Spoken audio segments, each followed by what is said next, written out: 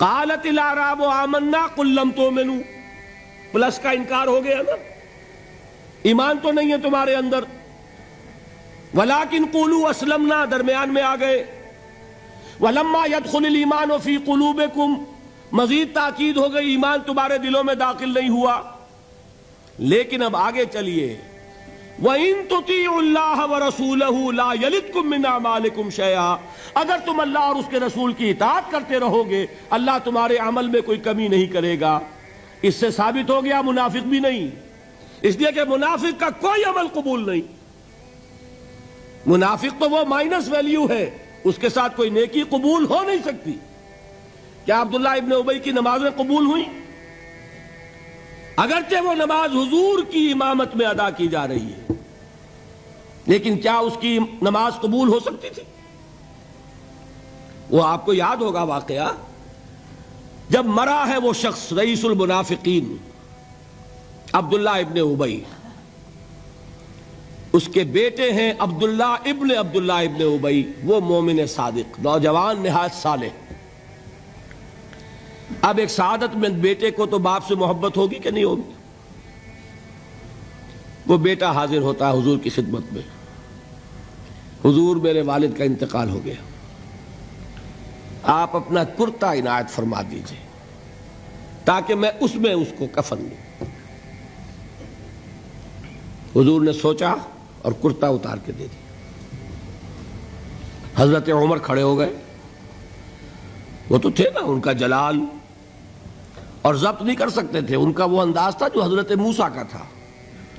حضرت خضر کو 3 دفعہ ٹوکا کہ نہیں، یہ کیا کیا تم نے؟ بغیر کسی جرم کے اس بچے کو ختم کر دیا. یہ کیا کیا تم نے؟ کشتی کو تم نے توڑ دیا، مارو گے ان کو جو اس کے اندر سوار ہیں. یہ کیا کیا؟ یہ دیوار سیدھی کر دی. یہ بدبخت انہوں نے ہمیں کھانے کو بھی نہیں دیا اور ان کی دیوار سیدھی کر رہے ہیں. تو حضرت موسیٰ علیہ السلام خاموش نہیں رہ سکتے تھے. انک لن تستطیع معی صبرا، یہی معاملہ حضرت عمر فاروق کا تھا. کھڑے ہو گئے، حضور کیا کر رہے ہیں؟ اس دشمن خدا کو آپ اپنا کرتا دے رہے ہیں؟ اس نے یہ کیا، اس نے یہ کیا، اس نے یہ کیا.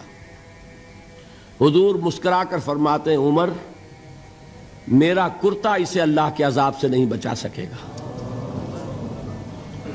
کبھی سنا آپ نے؟ لیکن ایک ہے مروت، ایک ہے شرافت.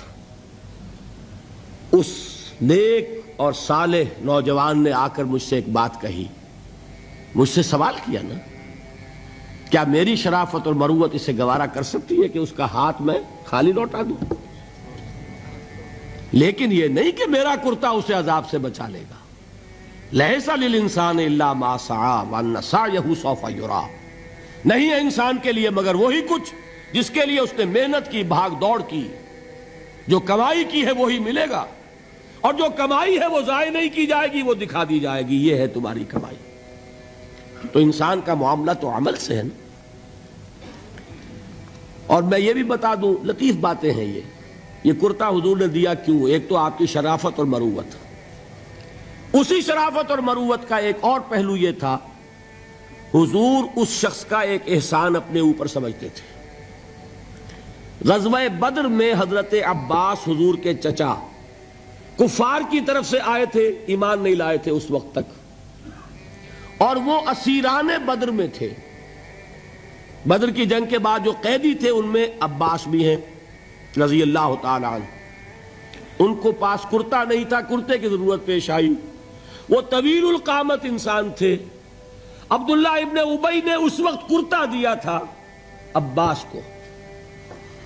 اس کو محمد الرسول اللہ اپنے اوپر ایک احسان سمجھتے تھے کہ میرے چچا کو اس شخص نے ایک وقت میں کرتا دیا تھا.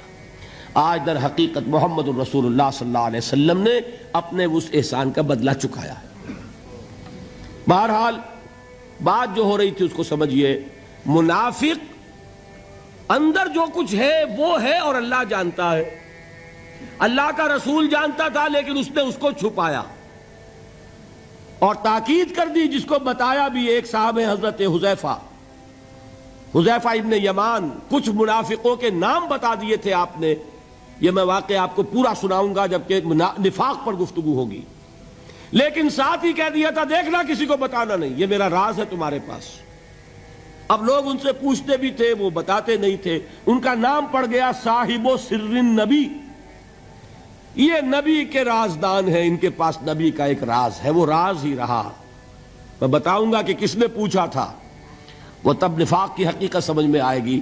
بہرحال یہ بات سمجھ لیں، قانوناً ایک شخص مسلمان ہے، حقیقت کے اعتبار سے اس کی تین شکلیں ہو سکتی ہیں، یا مثبت طور پر مومن اور ایمان کے درجات بے شمار ہوں گے، +1 سے لے کر +انفینٹی تک، یا منفی طور پر منافق، -1 سے لے کر اور -انفینٹی تک، اور درمیان میں ایک زیرو کا مقام بھی ہے، نہ منافق نہ مومن، بس وہ مسلمان ہے، وہ ہے جس کو فرمایا گیا ان تطیعوا اللہ ورسولہ۔ دیکھو ایمان تو تمہارے دلوں میں نہیں ہے، لیکن اگر تم اطاعت کرتے رہو گے اللہ کی اور اس کے رسول کی، اس حالت میں لا یلدکم من اعمالکم شیئا، اللہ تمہارے اعمال میں کوئی کمی نہیں کرے گا، اس کے اجر و ثواب سے تمہیں محروم نہیں رکھے